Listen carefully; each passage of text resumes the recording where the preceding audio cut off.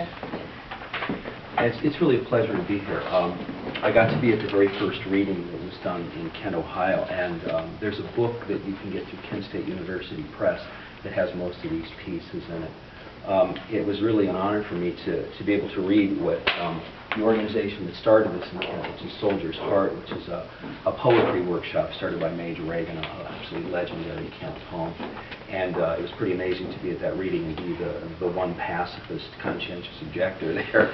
But the beautiful thing is after we read, we shook hands and we hugged, and you never let go of that. And it always just feels so amazing to be feeling what this always feels like. I'm going to read, my piece is way down there. I didn't bring my book, so I wrote it down. See, this is, pre-Kindle here, okay?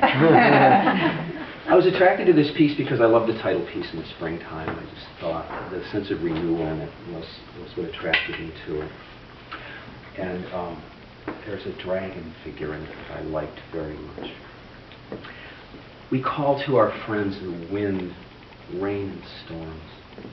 Transform them into dragons that roar like the thunder. The lightning we capture like fireflies in lanterns lights the path so our feet can rush to the dragon dance. We are showered by our parents and the village elders with coconut cakes shaped like new moons waxing. How many of us are needed to make the silken puppets come to life again this year? We're all legs, but one is a head, one the heart, one the stomach, several the tail. My whole house makes a dragon, but it takes all of our voices to give this costume breath. On this night, the spirits are released from the afterlife.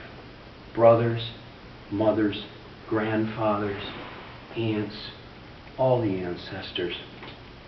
Those who traded lives in war for this freedom and this peace.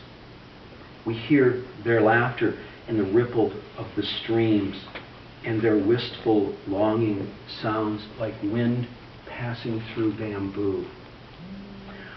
Once the moon cakes are eaten, crumbs of night fall like stars, flower petals or the dragon scales into the gardens. Running home we wonder, are we all shadows or joyous spirits?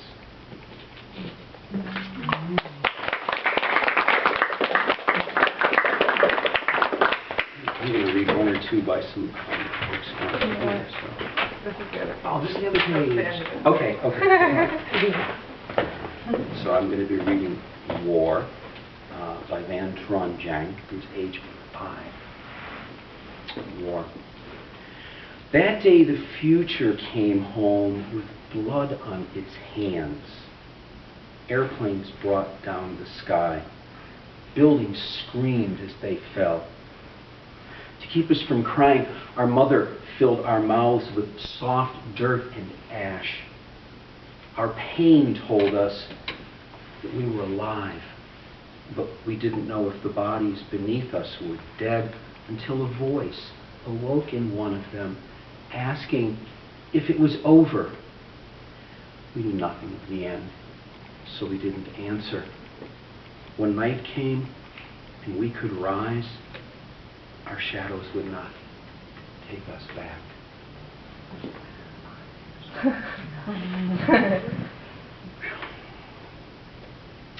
This is by Phan Nguyen Bao Tran, age 14. Let us celebrate peace. Let us celebrate the day we decided to repair the world in which we live. Let us put the bandage on the world that needs it so badly. Why not bring us all together with peace in mind? Why not burn hate? Why not burn hate's weapons? Why not love? And that's written by Alicia Hennings, who was a 6th grader. The art piece was by a 14-year-old student. And the last one I have is by Alicia Hennings.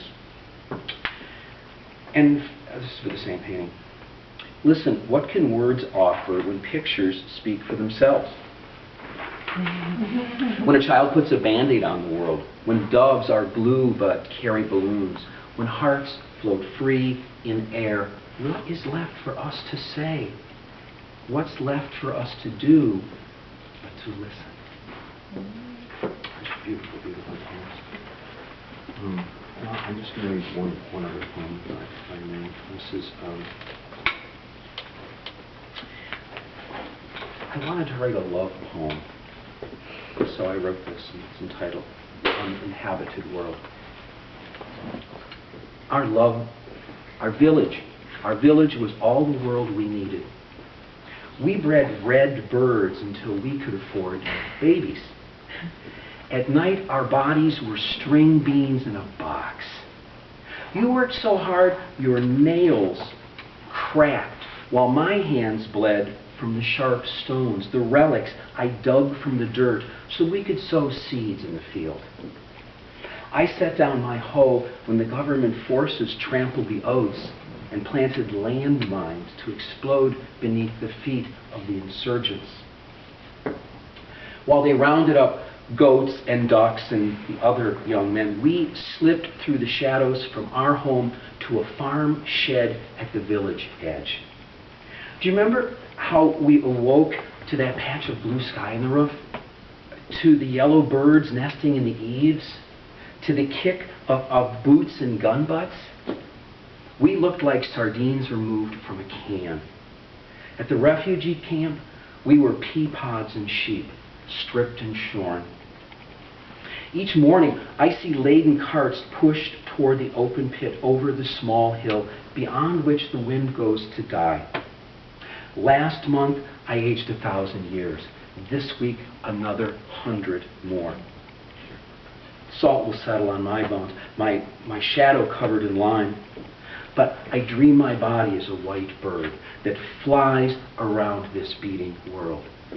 And you'll know it's me, floating like a kite. I'll be the skeleton holding an unsigned poem for you.